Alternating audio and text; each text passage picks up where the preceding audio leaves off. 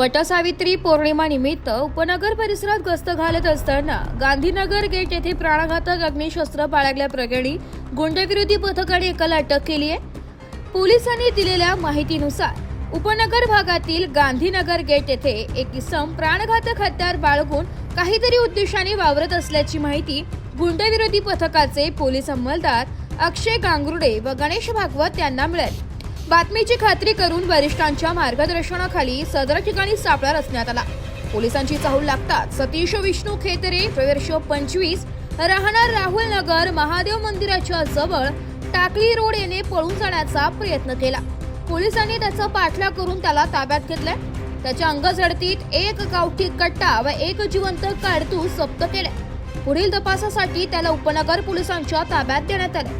सदरची कामगिरी गुंडविरोधी पथकाचे सहाय्यक पोलीस निरीक्षक ज्ञानेश्वर मोहिते, मलंग गुंजाळ, विजय सूर्यवंशी, सुनील लाडके, प्रदीप ठाकरे, अक्षय गांगुर्डे, गणेश भागवत, राजेश राठोड, प्रवीण चव्हाण, कल्पेश जाधव, अशोक आघाव, सुनीता कवडे अशांनी संयुक्तरित्या पार पाडली आहे। माननीय पोलीस आयुक्त श्री संदीप कर्णिक सर यांनी आज वटसावित्री पौर्णिमा निमित्त पोलीस ठाणे हद्दीत व पोलीस आयुक्त हद्दीत सतर्कपणे गस्त करण्याबाबत गुंडाविरोधी पथकाला आदेशित केले होते।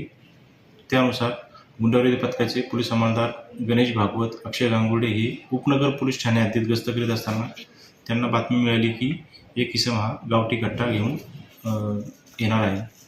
त्याप्रमाणे सदरची बातमी माननीय DCP क्राईम बचाव सर व माननीय ACP crime Shri Mitke sir यांना सांगून त्यांच्या मार्गदर्शनाखाली गुंडाविरोधी पथकाचे अधिकारी व अंमलदार असे उपनगर पोलीस ठाणे हद्दीत गांधीनगर परिसरात सापळा लावला असता इसम नामे सतीश विष्णू खेतरे वय 25 वर्ष राहणार राहुल नगर टाकळी रोड नाशिक यास ताब्यात घेऊन त्याच्याकडून एक गावठी कट्टा व एक जिवंत कारतूस असं अग्निशस्त्र हस्तगत करण्यात आलेलं आहे। सदरची कारवाई ही माननीय पोलीस आयुक्त श्री संदीप कर्णिक यांच्या मार्गदर्शनाखाली गुंडाविरोधी पथकाने आज रोजी केलेली आहे। वृत्तसंकलन विभाग, AV न्यूज, नाशिक।